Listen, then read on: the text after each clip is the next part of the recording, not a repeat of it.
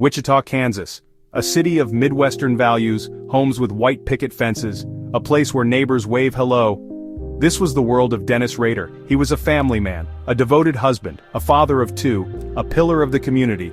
No one suspected, no one knew. Behind the facade of normalcy, a darkness festered. Rader lived a double life, one of chilling depravity. He was the BTK killer. Bind, torture, kill. A name whispered in fear, a name that haunted the city for decades. His wife Paula and their two children were oblivious. He was a Boy Scout leader, a church council president. He blended in. He was the epitome of ordinary. Yet beneath the surface, a monster lurked. The monster was born in the darkness, bred in the shadows of Rader's psyche. He harbored twisted fantasies, he craved control, he enjoyed inflicting pain. His victims, unsuspecting souls, became pawns in his twisted game. His first victims were the Otero family, Joseph and Julie Otero. Their children, Josephine and Joseph Jr., a family wiped out, strangled in their own home. Rader documented his heinous act, photographs, souvenirs, trophies of his depravity. His bloodlust, once unleashed, was insatiable. He stalked the streets of Wichita, searching for his next victims, leaving a trail of terror and despair in his wake. Months after the Otero murders, Catherine Bright became his next victim, attacked in her home. Her brother Kevin barely escaped with his life. The city lived in fear. The BTK killer became a grim legend, a specter haunting their dreams. The killings continued. Shirley Vian, Nancy Fox. Each murder more brutal than the last. The details, too gruesome to describe, sent shockwaves through the community. Who was this monster preying on the innocent? The police were baffled. They had few leads. The city was gripped by fear and uncertainty. The killer seemed to vanish into thin air, leaving behind a trail of unanswered questions and shattered lives. Rader reveled in the fear he instilled. He craved notoriety. He wanted the world to know his name. His ego demanded it. He began a twisted correspondence with the media, letters, poems, puzzles, all bearing his chilling signature, BTK. His letters were chilling, detailed descriptions of his crimes, boasts about outsmarting the police, taunts directed at the victims' families. Each communication added to the growing horror. The city was held captive by his twisted game. The police were desperate. They hoped his need for attention would be his downfall. They were right, but it would be a long and agonizing wait. Decades of fear, decades of unanswered questions, decades of a monster hiding in plain sight. Section 5. Hunting Shadows. Years turned into decades. The murders stopped, the letters ceased. Had the BTK killer disappeared? Had he moved on? Or was he lying in wait? The city of Wichita held its breath, haunted by the memories of his reign of terror. The police never gave up. They chased down every lead. They interviewed countless suspects. But the BTK killer remained an enigma, a ghost story whispered in hushed tones, a chilling reminder that monsters could hide in the most unexpected places.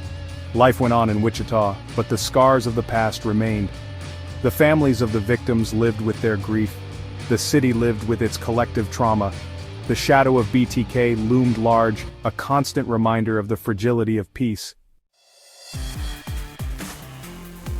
Section 6. The Silence Breaks. This is the story of a city haunted by a name that had once struck fear into the hearts of its residents. The year was 2004, a year that would mark the return of a nightmare many thought had ended. 30 years after his reign of terror began, the BTK killer resurfaced. His name, once whispered in fear, was now spoken aloud once more. A letter to the Wichita Eagle. A letter that would shatter the fragile peace the city had built over the decades. A chilling reminder that the nightmare was not over. The shadows of the past had returned to claim the present. The city held its breath once more, plunged back into the abyss of fear. The streets, once bustling, now echoed with the silence of dread. The letter contained a chilling message, a message that would reignite the terror of the past, a photograph of an unknown woman's body, a grim reminder of the horrors that had once plagued the city, and a question, "Have you forgotten about me?" A taunt that sent shivers down the spines of those who remembered. The answer was a resounding no. The city had not forgotten. The scars were still fresh, the wounds still raw. The BTK killer had miscalculated. He had underestimated the resolve of a city that had endured his terror. The city had not forgotten. The memories of his crimes were etched into the collective consciousness. And now, neither had he. The hunter had become the hunted, and the game was on. The game had begun again. But this time, the stakes were higher, and the players more determined. But this time, the rules had changed. Technology had advanced. Forensic science had evolved. The tools at the detective's disposal were far superior. And the BTK killer was about to learn a harsh lesson. The past could not be outrun, and justice was closing in. The past had a way of catching up. And for the BTK killer, the reckoning was at hand. Section 7 Digital Footprint. The BTK killer in his arrogance had made a fatal mistake. He had sent a message, not a letter, not a poem, but a floppy disk. He believed it was untraceable. He was wrong. Technology had outpaced his cunning. The FBI went to work, analyzing the disk, searching for clues. They found one, a deleted file, but not gone forever. They recovered it. It contained a message, and the name Dennis. It also held a vital clue, the name Christ Lutheran Church. The name was all they needed. They cross-referenced it with the church's membership list. A name stood out, Dennis Rader. Could this be their man? The pieces of the puzzle were falling into place, but they needed concrete proof. Section 8, Unmasking a Monster. The police needed DNA evidence. It was the key to solving the mystery that had haunted Wichita for decades. The meticulous work of forensic experts was crucial in piecing together the puzzle. They obtained a warrant for Rader's medical records. This was a significant breakthrough as it allowed them to delve deeper into his personal history and uncover hidden truths. His daughter's DNA was on file. A match. This connection was the smoking gun that linked Rader to the heinous crimes. The evidence was irrefutable. Dennis Rader, the seemingly ordinary family man, was the BTK killer. He had managed to lead a double life, hiding his monstrous side behind the facade of normalcy. The news sent shockwaves through Wichita. Disbelief, betrayal. The community was in a state of collective shock, struggling to reconcile the image of the friendly neighbor with the reality of a cold-blooded killer. The man they knew, the man who lived among them, was a monster. It was a chilling realization that someone so close could harbor such darkness. Rader was arrested during a routine traffic stop. He didn't resist. The calmness with which he accepted his fate was unnerving, as if he had been expecting this moment. He knew the game was over.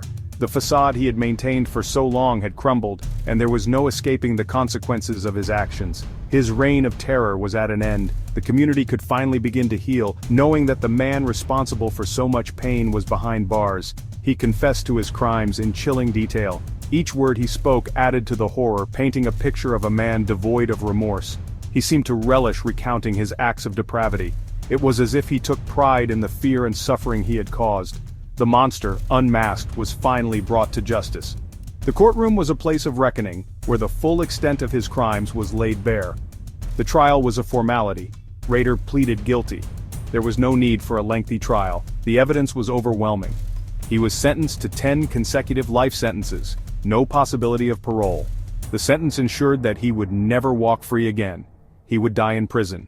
The walls of his cell would be his final home, a fitting end for a man who had caused so much suffering. His legacy, one of pain and suffering, the families of his victims would carry the scars of his actions for the rest of their lives. The city of Wichita could finally breathe. The nightmare that had gripped the community for so long was over. The nightmare was truly over. The dawn of a new day brought with it a sense of hope and renewal. Section 9. Justice and Legacy. Justice had been served. The courtroom echoed with the finality of the judge's gavel, a sound that resonated deeply within the hearts of those present. It was a moment of closure, yet also a stark reminder of the pain that had led them here. But the wounds ran deep. The emotional scars were etched into the faces of the grieving, their tears a testament to the profound loss they had endured. Each tear shed was a silent scream, a cry for the loved ones who would never return. The families of the victims would forever bear the scars of his crimes, their loved ones gone. The memorials filled with flowers and photographs served as a poignant reminder of lives cut short.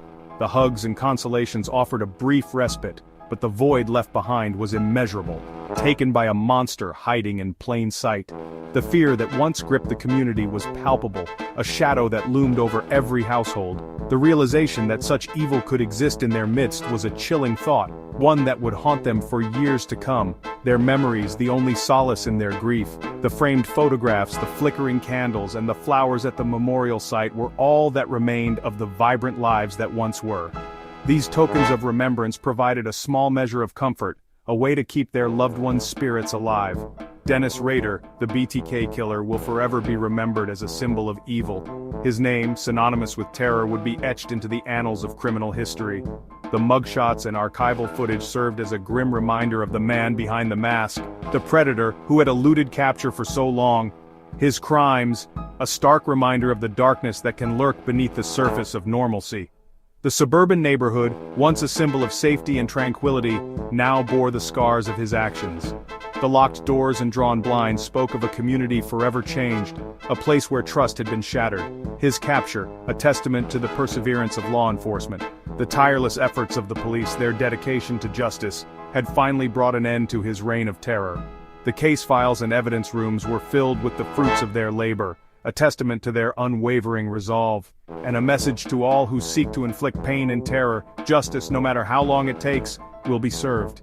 The image of Dennis Rader being led away in handcuffs was a powerful symbol, a message to all that no matter how long it takes, justice will prevail. The courtroom, the jury, and the police all played their part in this final act of retribution.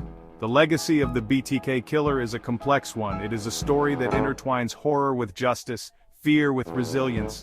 The newspaper headlines and crime scene photos captured the essence of a community's nightmare, but also their strength in the face of such adversity.